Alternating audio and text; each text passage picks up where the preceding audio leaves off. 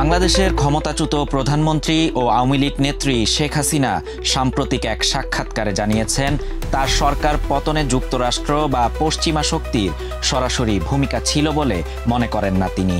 অথচ ২৪-এর গণ অভ্যুত্থানের পর থেকে আওয়ামী লীগ নেতারা পশ্চিমা শক্তি, বিশেষত যুক্তরাষ্ট্রকে বাংলাদেশের সরকার পতনের জন্য দায়ী করে আসছিলেন। হাসিনার এই নয়া বয়ানের পেছনে ভিন্ন রাজনৈতিক উদ্দেশ্য খুঁজে পাচ্ছেন অনেকেই। CNN নিউজ 18-কে দেয়া সাক্ষাৎকারে শেখ হাসিনা উল্লেখ করেন, বাংলাদেশের অন্তর্বর্তী সরকার প্রধান ডক্টর মোহাম্মদ ইউনূসের অর্থনৈতিক ভাবমূর্তিকে গণতান্ত্রিক সক্ষমতা হিসেবে দেখে ভুল করছে পশ্চিমা বিশ্ব। হাসিনার দাবি, মার্কিন প্রেসিডেন্ট ডোনাল্ড ট্রাম্পের সঙ্গে তার ভালো সম্পর্ক ছিল। তিনি মন্তব্য করেন, যুক্তরাষ্ট্রের সঙ্গে বাংলাদেশের সম্পর্ক স্থিতিশীল এবং তার সরকার পতনের পেছনে যুক্তরাষ্ট্রের হস্তক্ষেপ আছে বলে মনে করার কারণ নেই। হাসিনা আরও বলেন, যদি পশ্চিমারা মনে করে ইউনূস তাদের বন্ধু, তারা প্রতারিত হচ্ছেন।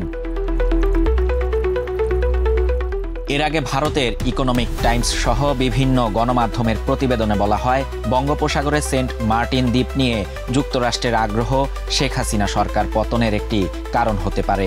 এছাড়া আওয়ামী লীগের সাবেক বিতর্কিত মন্ত্রী মহিবুল হাসান চৌধুরী নফেলও রাশিয়ান সংবাদ মাধ্যম RT-তে দেয়া সাক্ষাৎকারে দাবি করেন, সরকার পতনের পেছনে যুক্তরাষ্ট্রের সরকারি প্রতিষ্ঠান USAID ও ক্লিনটন পরিবারের সংশ্লিষ্টতা ছিল।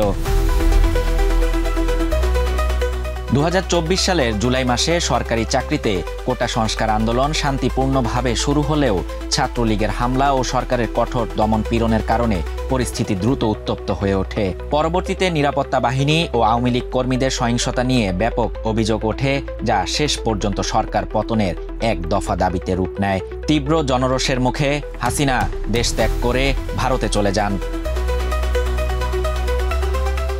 জাতিসংঘের মানবাধিকার বিষয়ক হাই কমিশনারের দপ্তরের এক প্রতিবেদনে বলা হয়েছে, অভ্যুত্থানের সময় নিহত ১,৪০০-র বেশি মানুষের বড় অংশই নিরাপত্তা বাহিনীর গুলিতে প্রাণ হারায় বলে অভিযোগ আছে। এছাড়া বিবিসির যাচাই করা এক অডিও রেকর্ডিংয়ে প্রাণঘাতী শক্তি ব্যবহারের সঙ্গে শেখ হাসিনার সম্পৃক্ততা ছিল বলে দাবি করা হয়।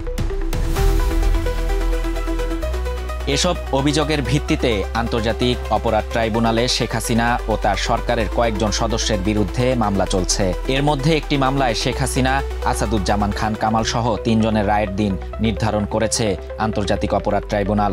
এ মামলার রায় ঘোষণা করা হবে ১৭ নভেম্বর।